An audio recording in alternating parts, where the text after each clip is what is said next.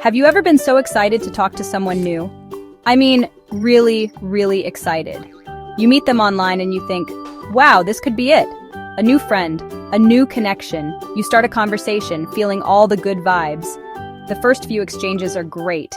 Then suddenly it's just you. You're the only one sending messages, the only one keeping the chat alive. It's like you're performing on a stage to an empty theater, but you keep going because you're hopeful. You hope that maybe, just maybe, they're just busy and will come back to the wonderful show you're putting on just for them. So what do you do to keep the magic alive? You get creative, of course. You start editing their nickname in the chat. It begins with something simple, like my new Beshi. A few hours pass, no reply. You change it to Beshi, where art thou? With a little laugh, still nothing. The desperation kicks in, and you go for something more dramatic, like the ghost of chats past. You're trying to be funny, to be cute, to get some kind of reaction. It's a small, silly thing, but it feels like you're sending a signal flare into the digital void, hoping they'll see it and finally say something, anything at all. This little game of editing nicknames becomes a reflection of your effort.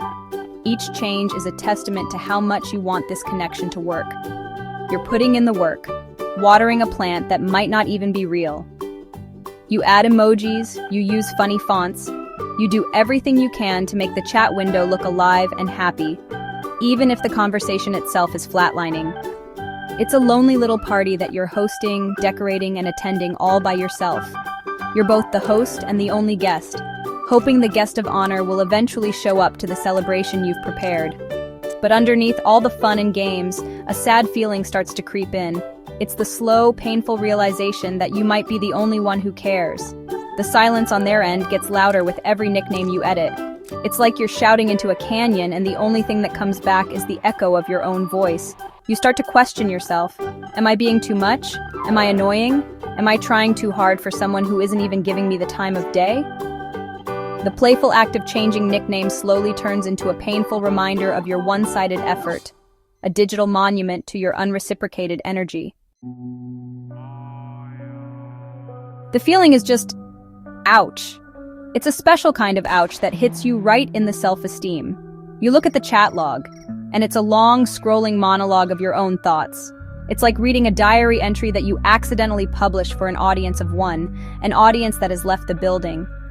You see your own messages, your jokes, your questions, all stacked on top of each other with no reply in between. It makes you feel like you're going a little crazy. You start rereading what you sent, wondering if you said something wrong, something weird, something that made them run for the digital hills. Let's be real, it's embarrassing. You feel a flush of shame thinking, oh my God, what if they open this chat and see this novel I've written? You start to feel small and foolish. The frustration builds up because you just wanted a simple conversation, a back and forth, a human connection. Instead, you got a brick wall. A very silent, very digital brick wall. It's a deep, sinking feeling of loneliness, the kind that makes you want to delete all the messages and pretend it never happened.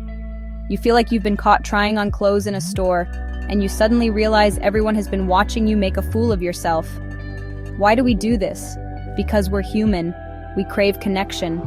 We want to be seen, to be heard, and to feel like we matter to someone. When you're putting yourself out there, you're being vulnerable. You're offering a piece of yourself, hoping someone will accept it. So when all you get back is silence, it feels like a personal rejection. It's not just your message that's being ignored, it feels like you are being ignored. It's a direct hit to your heart, making you wonder if you're interesting enough, funny enough, or simply good enough for someone else's time. The worst part is the seen notification. That little word is a dagger. It confirms they saw your messages, your edited nicknames, your desperate attempts to connect. They saw it all and chose to say nothing. That silence is a choice, and it's a loud one. It screams, I'm not interested, without having to type a single letter. And you're left there, with your monologue, your edited nicknames, and the painful confirmation that your performance was seen but not appreciated. It's a lonely stage, and the single-person audience has given you a silent, brutal review. So what happens when the ghost finally returns? Picture this. After days of silence, a notification pops up. It's them. Your heart does a little jump, a mix of excitement and pure terror. They send a simple, hey, sorry, been busy. And there you are, faced with a chat history that looks like a shrine to your own craziness. The colorful, edited nicknames are still there, a testament to your one-person show. The immediate reaction is panic. You feel the need to explain yourself, to apologize for what? For trying to be friends? For being enthusiastic? This is where the apology tour begins. You quickly type out a message like, "OMG, so sorry about the nicknames. I was just being silly/bored/stupid. Please ignore that. Ha ha ha." You add the ha ha ha to make it seem like you're not dying of embarrassment inside.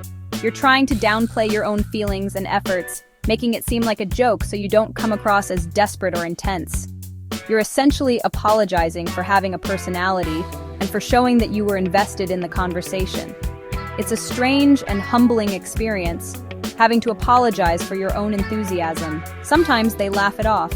They might say, "Haha, no worries, it was funny."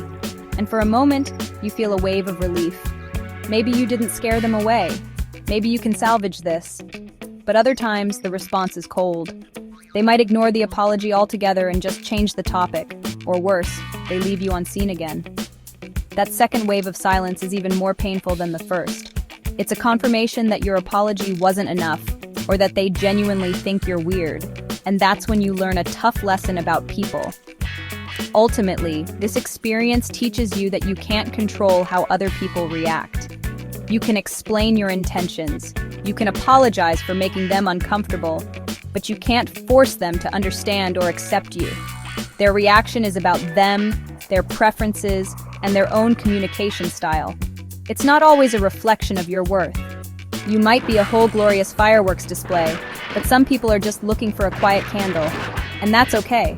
Apologizing is fine, but you should never have to apologize for being who you are. After the embarrassment fades, you're left with an important choice. You can either let this experience crush your self-esteem, or you can use it to build yourself up. For the longest time, I would let these things get to me. I'd think, what's wrong with me? Why don't people like me? But then I realized something powerful. Their silence is not my fault. Rejection is a natural part of life, both online and offline. Not everyone is going to be your cup of tea, and you won't be everyone's shot of tequila. And you know what? That is perfectly, wonderfully, absolutely okay. Your worth is not determined by the number of replies you get in a chat. It's not measured by how many people think you're cool or funny. Your value is inherent. It's unkaboggable, meaning it cannot be defeated or diminished by someone else's opinion or lack of interest. You are a whole, complete, fabulous person all on your own. If someone doesn't see that, it's their loss, not yours. Don't you dare shrink yourself to fit into someone else's tiny, boring box. If you have to apologize for your personality, then that person is not your person. The right people will love your energy, your jokes, and even your crazy edited nicknames. So what do you do now? You pick yourself up, dust off your glitter, and keep searching. True friends are out there. They are the ones who will match your energy, not drain it. They will engage in the conversation, not just observe it. They will build the connection with you, not make you do all the work. Stop chasing after people who make you feel like you have to audition for their attention. You are the star of your own show, and you deserve an audience that cheers for you, not one that makes you feel invisible. Remember, my dear, to love yourself first. Value your own company. Be your own best friend. When you are happy and secure with who you are, you radiate a confidence that attracts the right kind of people. The ones who leave you on scene are just making space for the ones who can't wait to talk to you. So go ahead, be your loud, funny, and fabulous self. The world needs your unique sparkle. Don't ever let a silent chat dim your light. You are enough. You are more than enough.